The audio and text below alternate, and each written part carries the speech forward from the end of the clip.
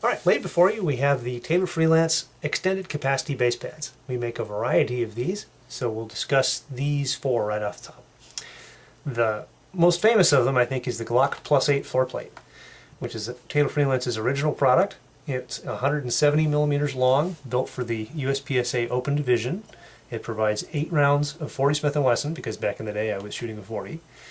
But it also provides 10 rounds in 9mm.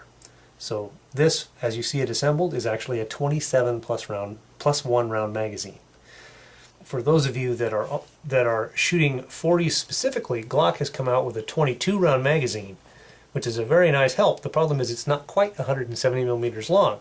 And so we built a custom base pad, the Super Cap, for the 22 plus 1 magazine. Now it's a 25 plus 1, which makes it remarkably competitive to the 23 plus 1 arrangement with a +8 base pad, or 27 plus 1 arrangement if it's in 9mm. I apologize for my slightly beat up looking gear. This stuff literally came out of my belt in order to make this little show. This is the stuff I compete with on a regular basis. Taylor Freelance is probably best known for its +5 base pad. It fits within the 141.25mm overall length requirements as imposed by USPSA, provides Fort Knox type security, which is why we call this the Fort Knox retain plate, and excellent function.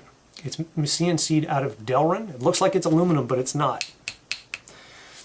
It's actually a plastic in order to not destroy the very expensive Glock magazines. They're not so bad now, but depending on what jurisdiction you're in, if you're trying to deal with the expensive pre-banned magazine situation, this is a nice way to go.